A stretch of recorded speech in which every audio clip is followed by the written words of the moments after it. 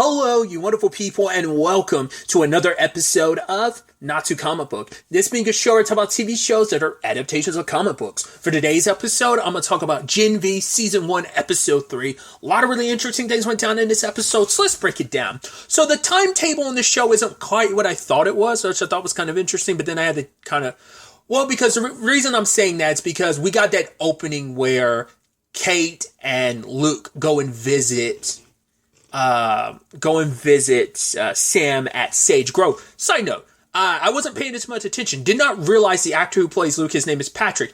He's one of Arnold's kids, Arnold Schwarzenegger. It's like, oh, I had no idea. So that's really interesting. Because I didn't know that until someone else had pointed it out. They're like, oh, is that one of Arnold's kids? And sure as hell he is. That's interesting. But either way, the reason why I was bringing up like the time frame and stuff, because 3 years ago, it's when season 2 happened, because Sam had just found out. He was like, dude, mom, like he was freaking out in the cell, and I guess Luke, being like his contact, found out about it and was like, you know, it's like his emergency contact. He was there to kind of calm his brother down, but he's like, yo, mom and dad, like they did this to us. Like, how could they do this to us? It's like, right, they thought they were doing us a good thing, but for Sam, it's like, once again, we're really getting into the downsides of Compound V. I mean, of course, it's not going to be like a amazing thing for everyone. Of course, it's going to have its downsides, but essentially, his mind is broken. Either that was already in his genetics, that, you know, they are like his family's predisposed to maybe him and his brother are predisposed to schizophrenia, or maybe it is just like the mapping of his brain completely got screwed up because of the Compound V. We don't know, but like I said, I brought it up in all 2 episodes. We are starting to see more and more like after effects of Compound V in people, which we've never seen before in the show. We've only seen like it being like all honky-dory, except for the Temp V. Like, obviously we saw the ramifications for that, and obviously Butcher's dealing with those ramifications, but other than that, like, we've never seen, everything's kind of been honky-dory, everything's been fine. Now we're kind of seeing like, oh, there's limitations that if you push yourself, what it does to you, like in Kate's case, or obviously in what it put Emma, as well as Marie. I should also note this too. It didn't even click in my head until this episode that we're getting the inverse of The Boys. Whereas like The Boys is all about like, right, it's mainly the guys. The only female amongst the group is Kimiko. But now we're kind of getting the inverse, because our 5 main characters are Marie, Emma, Andre, Kate, and Jordan. And it's like, oh, so it's like 1 guy to 4. But I mean, to be even fair, like Jordan's circumstances being what they are, it's like, right, Jordan can be male or female. So it's kind of, I mean, I guess it's more in the, you know, the they category, probably not a either. Well, I think Jordan identifies both as a they, but also recognizes like, yeah, I'm a boy here and I'm a girl here. So like, you know, the physical representation of gender fluidity. So... But it's like, yeah, so I didn't even think about that dynamic until just now. I was like, oh, that is kind of meant to be, I think, that inverse. But either way, because I was about to say, because it's like, right, because obviously the boys' squad was, well, it was originally 3, but then it became 4 with Huey, and then 5 with Kimiko. It's now 6 when you add in Annie, who joined at the end of season 3. So, but either way, like I said, the time frame, because we don't know how long the events of season 2, like that might have taken place over the course of like months, but it's just like time frame wise, like, because the Homelander stuff is still relative, it's in the news and stuff, but it could be like, oh, it's been a couple months since season 3's finale, and you know, court stuff like that can take a while, so it probably would make sense for it to be 3 years, because that would have been like 2020 when the season came out, so it would have put it at the 3-year mark. So either way, tangents and all that aside, we actually don't know what Sam's power is beyond just being super strong. But that was wild. Like, he put his whole fist through that guy's chest, and even to the point, like, his arm was curled up, so his fist is coming out the dude's mouth. It's like, that's brutal as hell. But he was just so... Because he was close to calming him down, but one of the security guards, like, freaked out and, like, attacked Sam, and it set him off. And even then, Luke wasn't able to calm him down, to the point that Kate had to use her powers. And there was even this moment later on where obviously Luke was told like, oh, your brother's dead, and he's beating himself up. I wasn't there for him. I was like, oh God, please don't tell me Kate's going to use her powers to calm him down. But it's like, no, she didn't. He actually asked for it, but she was like, no, I think you have to go through it. Maybe there might have been a point when but I think it's a good thing. I think that's the more responsible thing, because obviously Kate has her issues with her abilities, which we'll get to later, but she didn't want to push someone that she loves. Because that even comes up with her and Andre. She's like, Andre, I don't want you to push this. Like, let's lay low. But he's like, no, we have to get Sam. It's like Luke sacrificed himself for this. He died for this. So the least we can do it. We both love him and we owe it to him. But it's like, we're not going to get her. But, for Kate, it's like, we'll get ourselves killed in the process, and that won't do anyone any good. And she's like, I can force you if I have to. And Andre's like, you won't if it's me, because I think she refuses to use her powers on people she cares about. Other people who cares, but like the people she cares about, Andre and Luke, they're the people she cares about the most. So it's like, I would never use my powers, because that's crossing a boundary and a line for her. Because it is all about, consent and stuff. So for her, it's just it's a complicated tightrope with an ability like that. You have to be careful with your words, or very unique ability too. Because obviously this is by Garth Ennis, who also did Preacher, which I only just now thought about, like, oh yeah, like the Word of God, and how careful Jesse needed to be with his words, because there were examples where he wasn't so careful, a la Eugene, aka Arseface. So.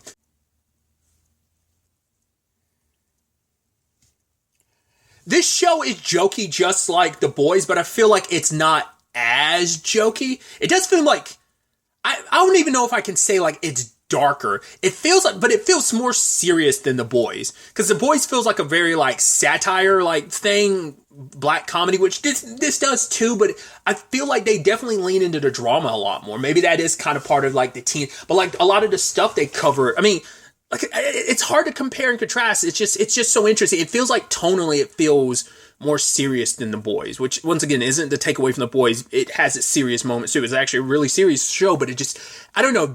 I guess with just the nature of like you're dealing with teenagers versus adults, which obviously that crosses over even than The Boys, but it's just something, I don't know how to put it into words. I don't know if I'm doing a good job describing. Now also we're talking about the first 3 episodes, so like, it could change as the season progresses, but I'm also curious how people feel about that. Like, some people might not agree, like the adolescent side of things. I really enjoy it because, to be fair, I watch a lot of stuff that falls into that teen drama, melodrama aspect of it all. But it's also because it gives you a view into this world we've never gotten to see before. We're getting to see it through another lens. Like, we see adults struggling with this, and now you've got teens, and like they get pretty dark with how a lot of this stuff that these teenagers are dealing with. It's already confusing time, complicated time in your life, hormones and all that. Then on top of that, you add in, oh yeah, superpowers. It's like it corrupts adults. Like what are like teens who aren't always conscious and aware of consequences. What the fuck is that like with superpowers? So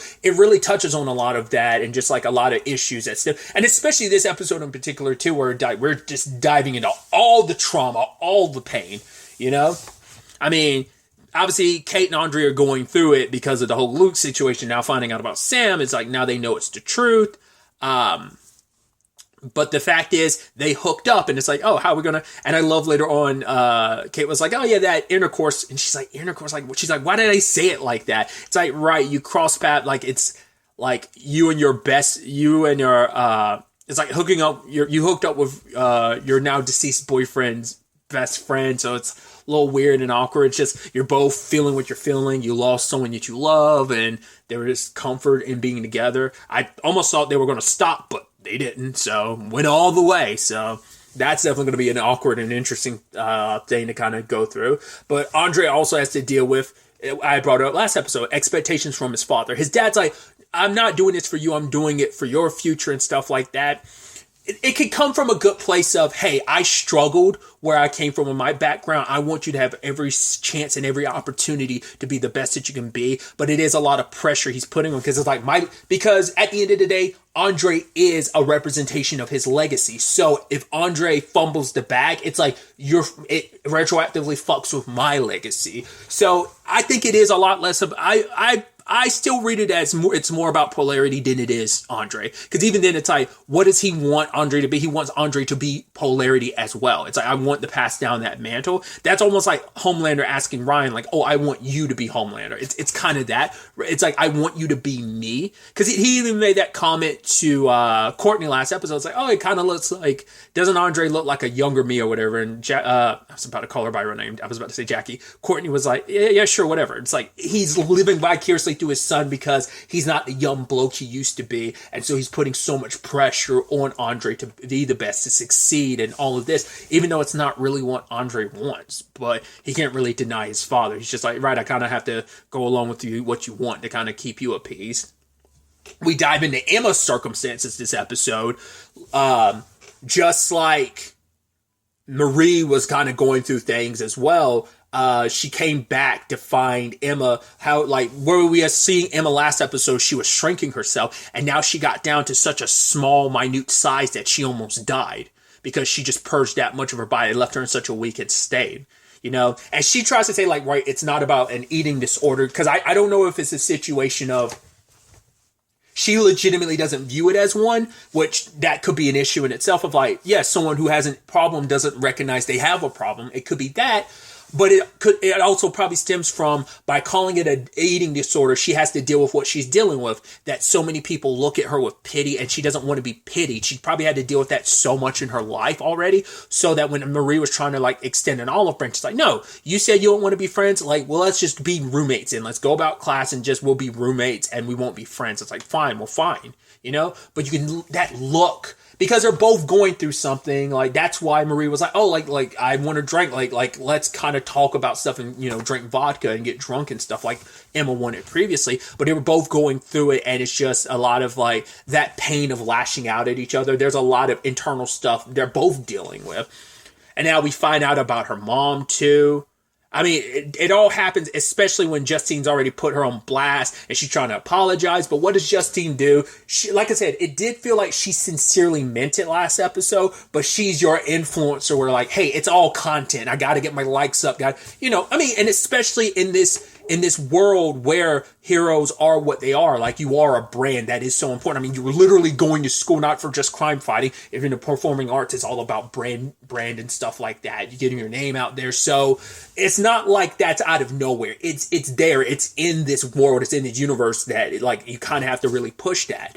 So she is a byproduct of society in that way, like that superhero, like, elitist field, you know? So for her, it's like, oh, when she even tries to apologize to Emma, it's like, wait, you're recording this? She's like, yes, I want people to know how sorry I am.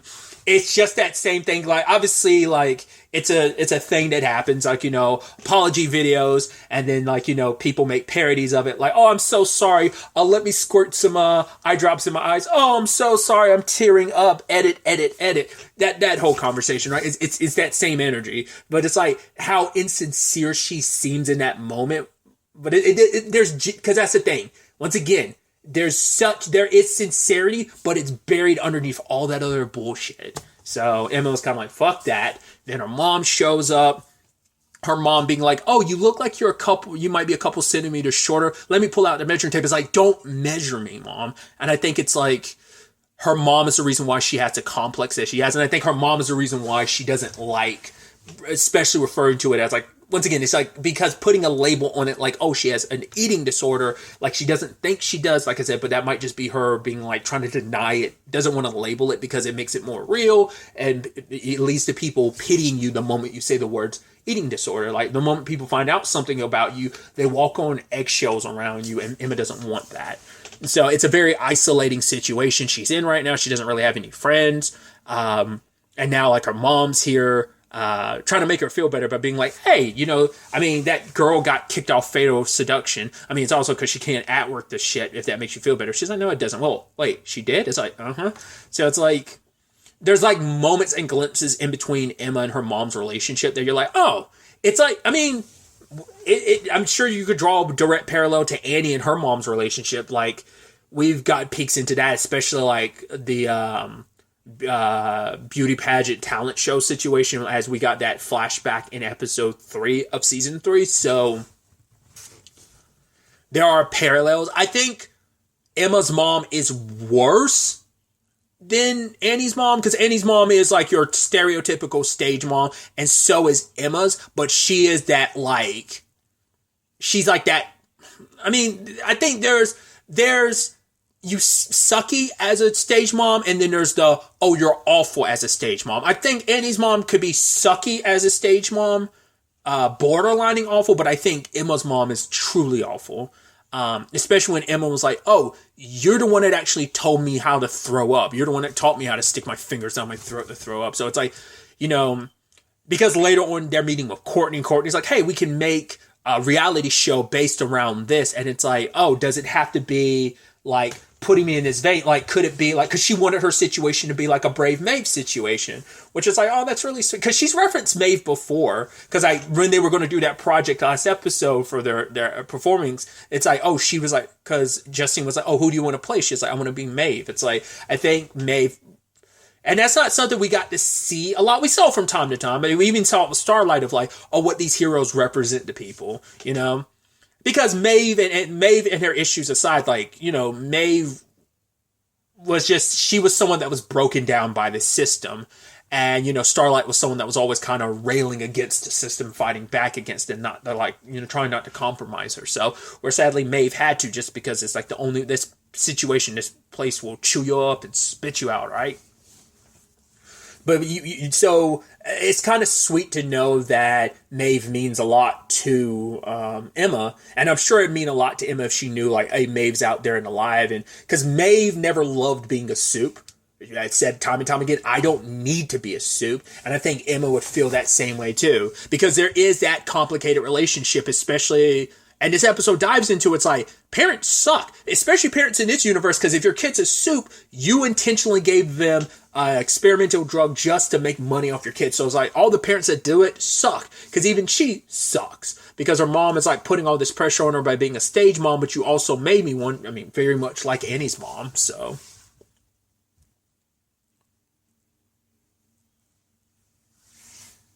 It's like, right, you're going to go to this party, you're going to schmooze with people, her, Andre, even Jordan has to go through that. Because I was so curious about Jordan's circumstances when we got introduced to them, where it's like, okay, I love that you're in the middle of having sex, and then like your parents come, that's the most awkward thing. But then you also have to be like, oh, I got to be boy Jordan right now. And I was like, whoa, I was like, do your parents not know? I was like, Jesus. I was like, are you in a closet when it comes to your parents in this situation? I mean, the equivalency of being in a closet, not a one-to-one, but you get the analogy I'm going for. And it turns out, no, their parents know, they just don't acknowledge it. It's like, I think it also stems from like, I mean, you're from an Asian family too, so like there's even more pressure in that regard of like, because Jordan's the firstborn son, so their dad really pushes a whole angle of like, no, he's like, I'm not, and I love that whole line of, I'm not a bigot. It's the same thing of like, I'm not a racist, but let me say something very bigoted, where it's just like, right, he's trying to say like, hey, there are people who can't help their circumstances, but you can shift in between, and you could choose to stay a boy forever. But for Jordan, it's like, I didn't change. I'm still the same person I've always been. I've never stopped just being me. The problem is you can no longer accept me for being me,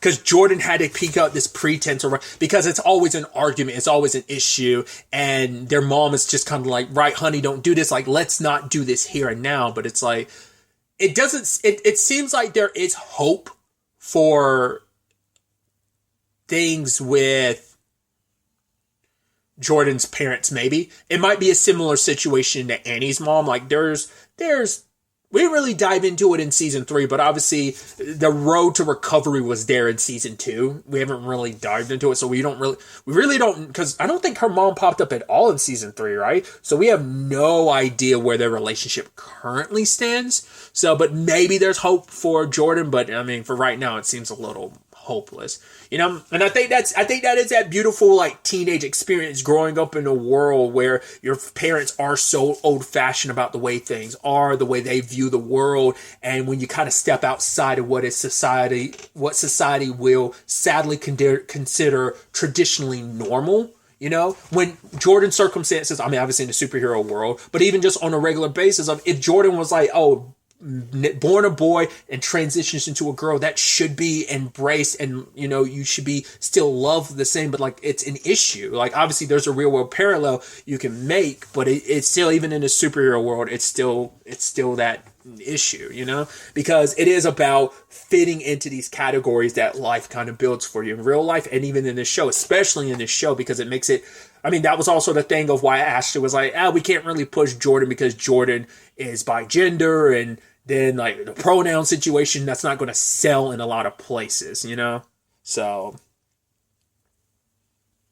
that's why Jordan's trying so hard to put their name back out there. But the guy was like, yeah, but your numbers are down, your following's down, like you don't have the push behind you like other people do. So sorry, I can't really do anything for you, because Jordan wants to really, especially with the rankings about to shift around again, because Jordan's 5 and it's like, who knows how far you're going to end up going down potentially with your numbers, I think, continuing to go down in your circumstances. It's like, the only reason why I was able to stay as high as I could was because Brink was there to kind of balance that out. Now that Brink is gone, it's like I'm on my own. Once again, I'm back to 0. I don't have his support, and without his support, no one else is here to really support me either. So it just ostracizes Jordan even more in the eyes of other people. It's just like, right, you're getting it from your parents. Now you're getting it from the school. It's like, I can't just be embraced for being the badass that I am. It's just me being me is what's holding me back, and it shouldn't be. I should be on the same equal playing field as anyone else. If I'm as badass and as awesome as I am, that matters. But, you know, we're talking about this world where brands and everything does mean so much. So being able to kind of put someone in a box of defining who they are is so simple. And it's just, for Jordan, it's like, I'm not this or that, I'm me. That's all there is to it. There's no ifs, ands, or buts about it. So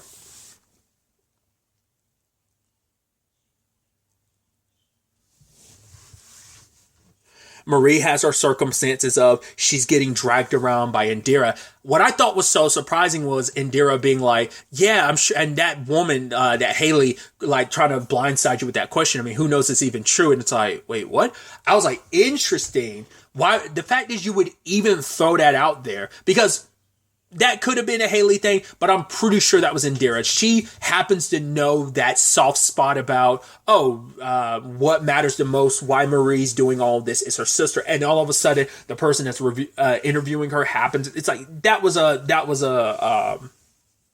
lob. Like that was supposed to be like an easy, like knock it out of the park situation. Like it's meant to set up Marie and put her in this more powerful position. So it's interesting too, because Indira brings up the fact that she has a daughter, or like had a daughter, so we don't know what those circumstances are.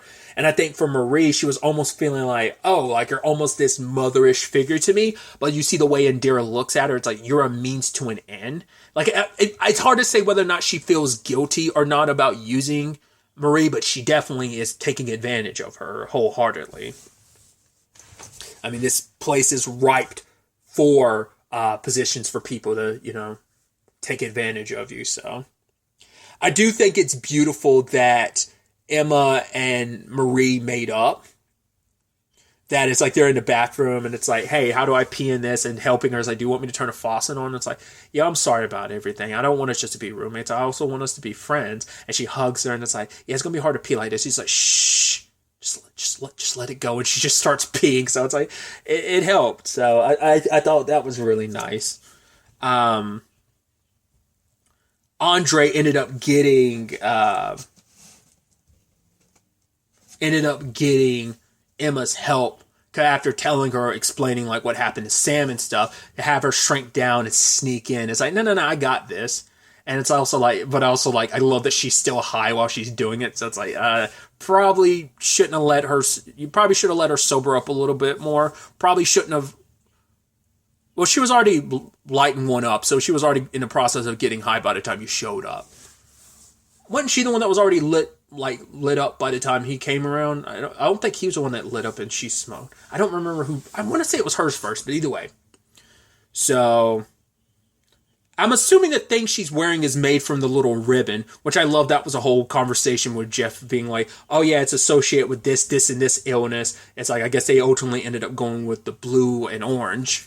So But we'll circle back to Emma in a second. But Andre ends up confessing to his dad, like, "Yo, this is what I'm dealing with. I know what's going on." But then it turns out his dad knows. It makes sense. You're connected. You're pretty high up in all of this, so he probably, by being a company man, agree, like coinciding with a lot of the corporate stuff. I mean, I guess it shouldn't be too surprised. We was literally in the room when they were having the discussions about, well, what should we do about Andre, Marie, even Jordan? Like, those conversations were happening. So he's in the same room where, like, Ashley, well, I mean, obviously she's still at Vought Tower talking to Indira, but it's like he's part of those conversations, even when he's kind of left out of the dark in some. But it should come as no surprise that he's neck deep in this. But for Andre, it's like, my dad's a part of this. It's like that doesn't make any sense. You know, why would he do that? Because I'm wondering, like, because we still don't know the full aftermath of Sage Grove. Because we know quite a few patients got locked back up in the aftermath of it. We know some got out, like Cindy. I know for some people it's like that Cindy storyline is like, when are we ever going to circle back to that? This season, this show might be that, because we don't know whatever happened to everyone that did escape. Those who aren't dead or locked back up. So I'm curious, after that facility breakout, I wonder, was it something that happened in between season 2 and 3, like after Stormfront was removed from the board? I'm curious, did they decide, like, what made them decide to move the whole operation here? Was the operation actually someone else's and Stormfront oversaw it, or did someone else take over it after Stormfront? I don't know. Because, like, obviously Lamplighter was their cleanup crew. We don't know if someone else is part of that cleanup crew now. Because it isn't just Sam down there. There was someone else down there too, which I love. The orderly was kind of like, had like their arm wrapped up and was like, oh yeah, you got burned last time you tried to feed this person food. So who knows how many people are down there? Or is it all the people from, because we even got a little peek of our buddy Love Sausage back in, when we're doing the flashback to Sam and Sandy Grove. Not Sandy Grove, Sage Grove. Which I'm curious where he is now, because I'm assuming he's out there in the world powerless, because he got hit. Him and Minnie got hit by the whole, Soldier Boy beam. So hope you're out there and safe, my boy. Love Sausage. That could be misconstrued so many different ways, like especially because I paused there. As that could just be like love sausage rather than love sausage. Semantics, right? I know, but still. Phrasing.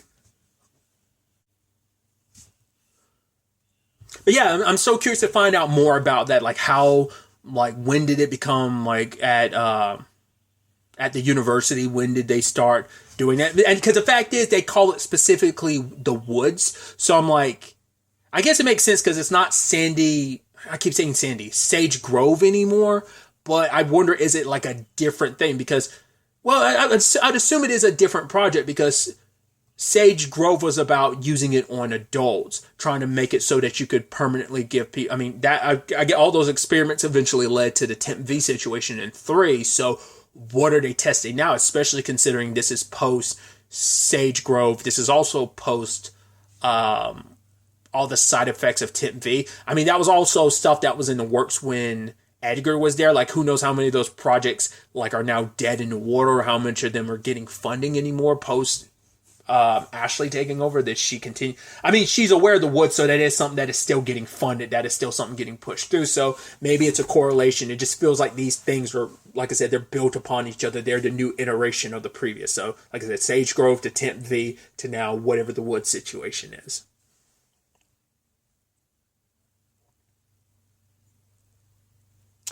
But I do love Emma sneaking in, and her and Sam, because Sam's like, oh, I might be made you up, so you must know these answers. Like, if you're in my head, like, if you're a part of my imagination, then you know the answer to one of my favorite movies. She's like, oh, you're a white guy, so Star Wars, Shawshank. There was something else she had mentioned, and he was like, Waterworld, and she starts laughing like, really? That's your movie? Because I've heard people talk about Waterworld, Kevin Costner, but I've never actually seen it myself. And I love that he's up there explaining like, oh, it's really about humanity and drinking your own pee, And the way I think it felt nice for Emma to have someone talk about her that way. It's like, oh yeah, you're very awesome, you're very pretty. She's like, thanks. I think a lot of her dysmorphia is definitely I mean, everyone's parents fucked them up in some shape or form in this universe. I mean, this franchise as a whole is riddled with so many parental issues, but daddy issues seem to be prominent. I mean, definitely in, I mean, Jordan's got it in both cases, but it's like, yeah, dad issues are definitely there. I mean, Andre is definitely a dad issue situation. They did kind of cover the fact that his mom died because Polaris was like, oh, not Polaris, Polarity. Who the hell was Polaris? Wasn't Polaris Magneto's daughter in the show The Gifted? Maybe I misremember. Wasn't that her name? I don't remember her actual name, but I think Polaris was her mutant name, wasn't it? I might be being stupid. Jeez, I couldn't get that out. Because he was also, Sam was calling Emma brave, and she kind of felt like, no, I'm not brave, And he's like, well, you had the whole pretty thing going for you. Like, that was already predating your powers and stuff. He's like, or whether it's that or cosmetic surgery, to kind of laugh about it. But, like, she really stepped up when she saw Sam getting hurt. And because she even had a sad little lie. It's like, oh, I was sitting here by your brother. It's like, yeah, the last thing you want to do is tell him that his brother died, trying to, like, get him out. That's going to break him. And so she ended up killing the guard. I thought she was going to pull a Termite here, or, Termite / Ant-Man, up. I mean, she didn't, for one, didn't go in, I got to appreciate that. Didn't go in the same hole that Termite did. Also didn't go down the, Ant-Man up Thanos' asshole maneuver, that, theory and everything, but went in through the eardrum and ended up killing Home Dude, so. Because I've seen that image, because I know it's from the teaser trailer of her, like, in a pool of blood and just covered in blood.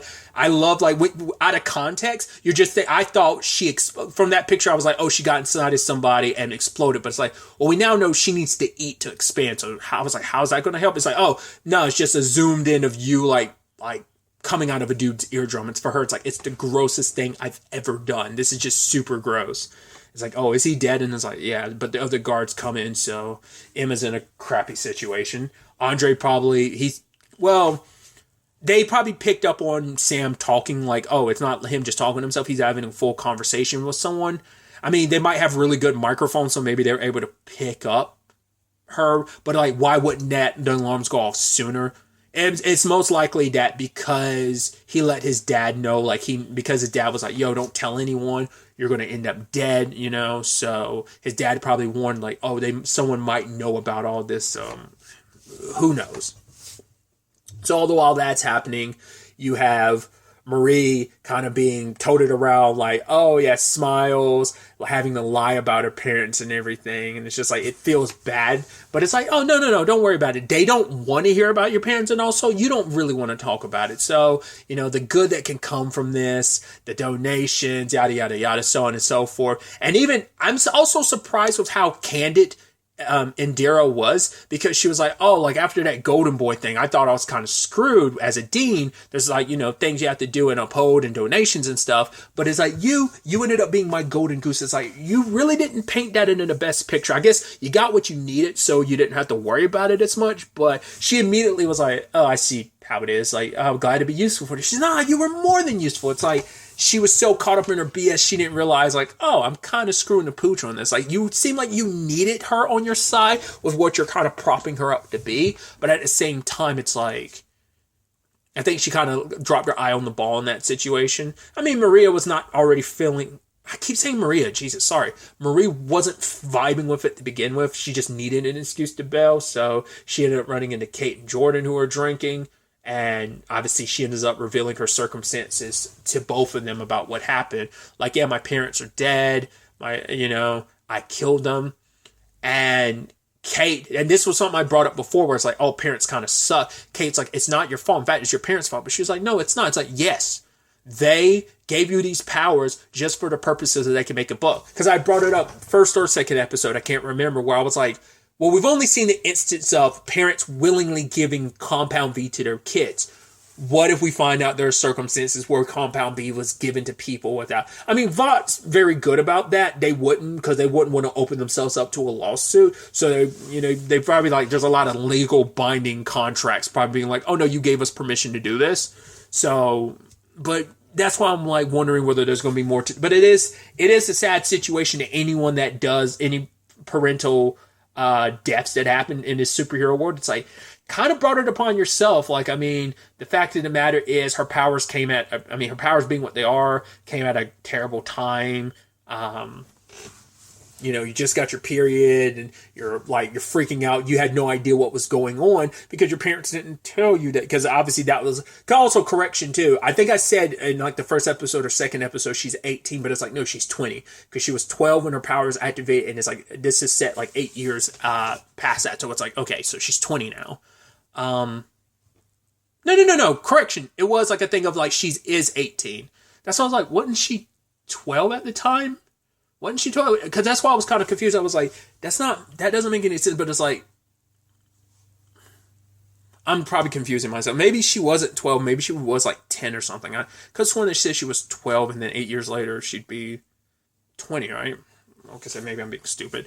Either way, Kate ended up opening up about her circumstances, that she was on this trip with her parents and her brother, and her powers activated when her brother was like annoying her, and she told him to go away and never come back. First time she ever used it, and her brother never came back. Search parties, dogs, and everything. It's like, you can only assume he eventually died, but it could be a thing of the like, who knows how long the compulsion lasts before, like maybe he went somewhere and just died, or maybe eventually the compulsion wore off. And I mean, he probably kept away, but the problem is, by keeping away, like that means like maybe he just, on some part of his brain, it's like, I always got to stay away from her. I can never go back. I can live my life normally. I just can never go back. It's almost interesting too how there's a parallel where, and I think that's kind of the point, like Kate has her circumstances with a sibling, and so does Marie. I mean, there's also the situation with obviously Sam and Luke as well. So another jam-packed episode with just a lot going on. I'm really curious to ultimately see where all of this ends up taking us going forward into the next episode. Obviously going forward is going to be a week-to-week situation, so I'm assuming this is going to have 8 episodes like The Boys does. So it is going to be 8 episodes as well. Should have figured as much. But either way, I'm very, very excited to ultimately see where all of this ends up taking us going forward into the next episode. But really, that's all I wanted to talk about. Till the next time we meet, be happy, be safe, live life to the fullest, and enjoy it. Good day, and goodbye.